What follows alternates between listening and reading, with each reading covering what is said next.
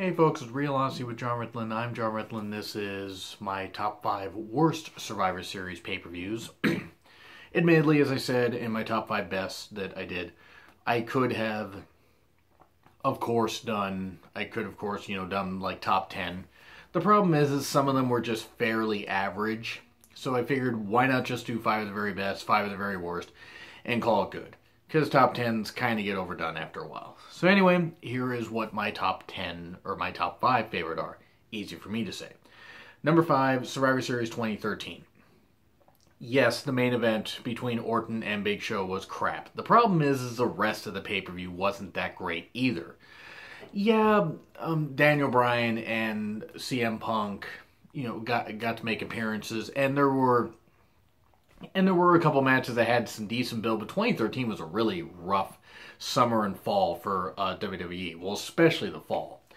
And it just didn't work. I mean, the crowd was just really muted, and I don't blame them because, honest to God, this was really a crap show.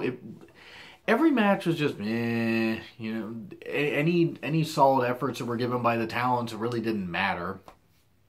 And yeah, the main event just put the icing on a horrible, shit cake, basically. So, it was pretty bad. Number 4, Survivor Series 1998. Yes, okay, Mankind and Rock had a great main event. It's the whole screw job ending. That was fun. Okay, that was fun. Mankind and Steve Austin had a decent match earlier in the show. The problem is this was based all around the Deadly Game tournament. The, 16-man tournament that was to crown new WWF champion. It just was too many of the matches. It was like WrestleMania 4 only trying to cram more matches into a shorter time, because WrestleMania 4 was nearly 4 hours. So yeah, it drug on, but at least some of the matches served a purpose. This one just had too many things. Where 1998 was all about just shock value and just doing stuff, and that the match quality didn't matter, which was a shame given the talent that they had. And don't get me wrong, 1998 had some pretty stellar pay-per-views. This just wasn't one of them. Yes, main event aside, which did give us a heel Rock, an ultimate heel Rock, even though he'd been a heel as recently as like September. He briefly turned face and then turned heel to be the corporate Rock, the corporate champion, and it made Mankind a sympathetic figure. So out of that, it got something going, but just the lead up to it and just a lot of stuff was just crap. It just wasn't anything that I particularly enjoyed. I thought that it was just limp. And they could, if they had done the top 8, instead of 16, if they had done 8 and had it be where each guy went through 3 matches, that kind of stuff, I would have understood it. If they had even had it where it was just, like they did at Survivor Series 2015. If they had done it where they'd had the, semifinals and the finals, and then had other matches like through, featuring more of the mid-card titles and everything, I would have understood it. But they tried to cram way too much in there, and even though the payoff worked because it made The Rock hated, made Mankind sympathetic, to me it just peered along and just was not very good. And number 3, Survivor Series 2015, because Roman Reigns ended up being WWE champion and it didn't work. It didn't work the first time, the second time, the third time that he became champion. So, whatever. I mean, yeah, the crowd initially cheered him when he first won his championship in Philly, the same place that the whole Royal Rumble debacle happened earlier that year. But before that, Survivor Series 2015 just limped along a lot. I mean, you had Kane and Undertaker squash Harper and Bray, which made no sense. The whole event just did not have a big feel to it. And it's really a shame because the crowd was ready to burn the whole thing to the ground when Reigns won, and Sheamus came and cashed in, and some people were still pissed, but whatever. They tried to give Reigns a redemption storyline, and that didn't work. But even before that, just the undercard just wasn't that good. It just didn't have a big feel to it, and didn't really feel much like Survivor Series. So I didn't really care for it. I did not enjoy it. Number 2, Survivor Series 1991, because basically this was just a long, steady promo for Tuesday in Texas, which was going to take place 6 days later, because this Survivor Series took place on a Wednesday. The Wednesday right before Thanksgiving.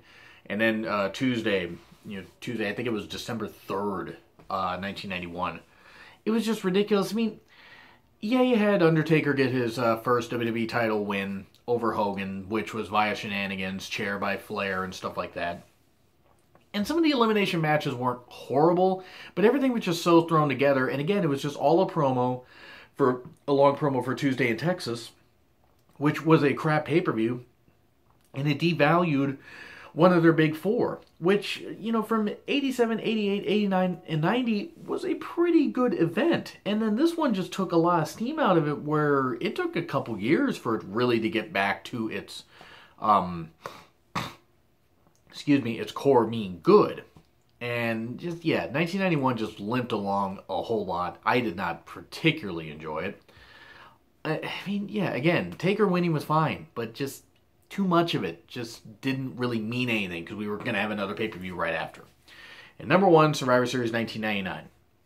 I did an entire series on why 1999 sucked in wrestling for WWE, WCW, ECW, and I did Heroes of Wrestling to cap off the whole thing. Yes, 1999 had a lot of good stuff in wrestling in all those companies, particularly ECW, which had some stellar pay-per-views in 98 and 99. And WWE had some good pay-per-views and had a lot of good characters and a lot of good talent, or some really good talent. Maybe not good characters, but some good talent. And WCW had some really good talent. The problem is, pay-per-views like this bothered me. The Survivor Series elimination concept meant nothing. Big Show ran through Bossman, Mideon, Albert, and Viscera in 86 seconds. They had a women's match that barely lasted anything. It's just too much. And then you had Big Show, who was in that elimination match I just mentioned before, and got slotted into the main event because Steve Austin was injured and was taken out via being hit by a vehicle, even though he was a stunt guy. Which made sense. You wouldn't want Austin with an injured neck to actually get hit. But the pay-per-view just ended up meaning nothing, because Big Show ended up winning the WWE title fine. He lost it no more than 6 weeks later, and it just didn't mean anything. It just wasn't any good. It was awful. It was really awful, guys. So that's what I got to say. Do you agree? Do you disagree with what I said? Like, share, comment, and subscribe. My Twitter link is in the description. It's been Real Honesty with John Ritlin. I'm John Ritlin. I'll see you soon.